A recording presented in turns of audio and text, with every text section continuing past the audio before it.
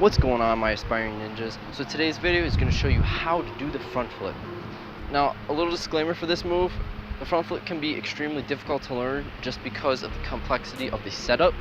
Other flips you may have learned, like the back flip, are extremely simple in terms of their setup because it's literally from standing. There's almost no setup to it.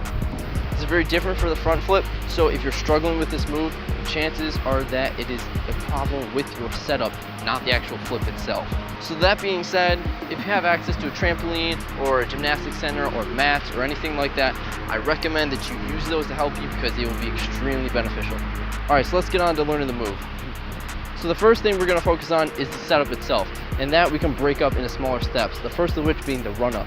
So I say run up, but it's really more of like a jog, right? You want to be going into this move with a good amount of speed, but it's not a sprint, guys. It's not like you're racing your brother to the bathroom first thing in the morning and you need to get there first, otherwise you're going to have to wait like 3 hours, right? I think we've all been there. But you also should be able to beat your grandma in a foot race, okay? Like, you can't just be walking like... And the next thing you're going to do is figure out which leg you're going to do a one-legged jump off of to land on both feet. Alright, so this jumper leg is going to be placed in front of you. So to figure this out, just kind of practice, alright? Place one leg out in front, place the other leg behind you, put both arms back, and then you're going to swing through with your back leg and your arms together. So it's going to look like that. Whichever leg you feel more comfortable of jumping off singularly, right, to both legs is going to be your jumper leg. So personally, I like to use my right. So watch my footwork when I do this. You're going to run up, okay? Here we go. We're getting ready to jump. Jump off that right leg into the 2-foot stance. So one more time. Run. Here. Okay, so now that you know what my feet are doing throughout that movement, try to watch my arms this time. So you're going to do the same exact thing, right? Run, run. Here we go.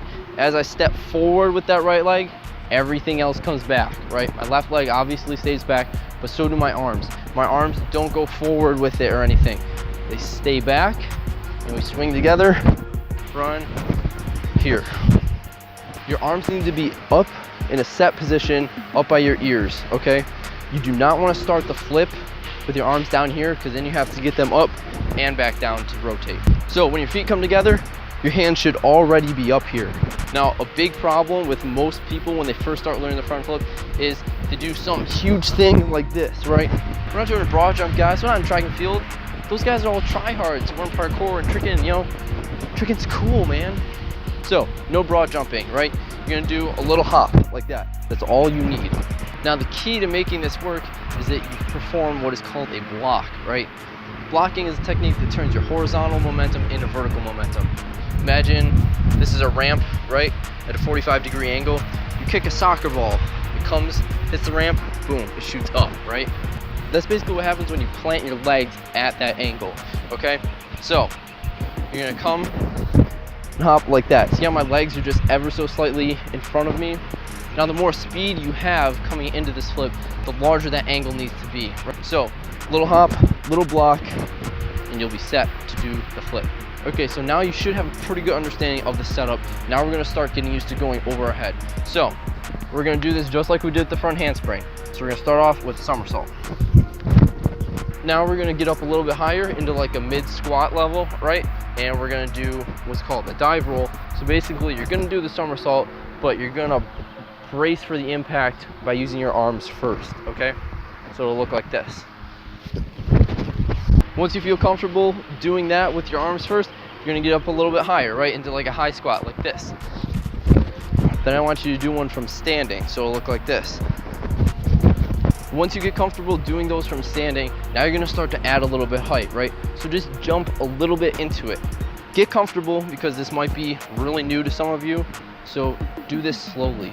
So it's gonna look something like this. You're gonna jump, jump. All right, once you're able to add a little bit of height from jumping, you're gonna practice the setup of the front flip that we just went over going into that dive roll. So you're gonna follow the setup exactly like we described before, and it should look something like this. So you're gonna run, jump,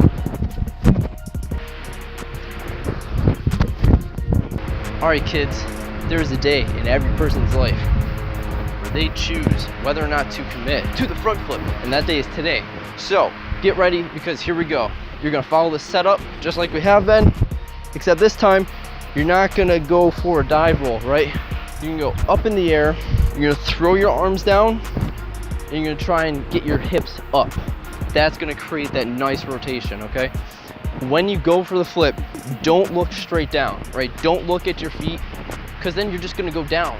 That being said, don't like look at the sky either. You're like, ah, because then you're never gonna like get your chin tucked, right? That's gonna be a terrible looking flip, and you'll probably break your neck or something.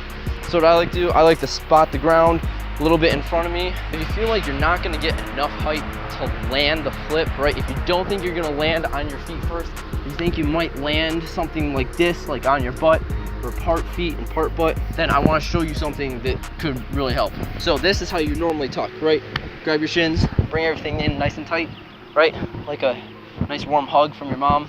But this time, instead of keeping everything so tight together, you're gonna just do this. Spread your legs. All right, no, I don't want this to get censored. So just pull your knees apart a little bit, because otherwise, if you keep your legs together the whole time, you'll be lonely. And when you go to land, if you land really hard, you can just smack your face, right? This lovely 1 out of 10 face cannot stand to go into the negatives, guys, right? I don't know about you guys, but like seriously, that would just destroy my ego. So how to avoid that and keep your face, you know, in the low to mid digit range, you just spread your legs a little bit, and then boom. Now your face isn't gonna hit anything unless you just have like absolutely freaking gigantic.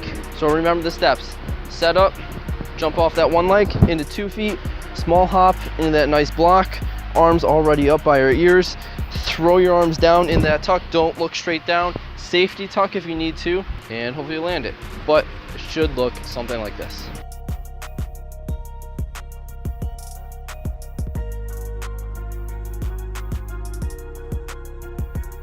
If you liked the video, then like the damn video, guys, and be sure to subscribe. By the way, I figured out what I'm gonna do for my 50 subscriber challenge. Right now I'm like 34, right? Let's try and get that number up. Trust me, you guys are gonna like the video, because I'm gonna act like an idiot. You know, like more than I already do. Anyway, I hope you guys like the video. Be sure to like, subscribe, turn on that notification bell, guys. I've got more videos coming out summer 2019. I've got vlogs, tutorials, informational stuff. Be sure to stay tuned in Ninjatic. Hope you all have a good one, and I'll see you in the next video. Peace.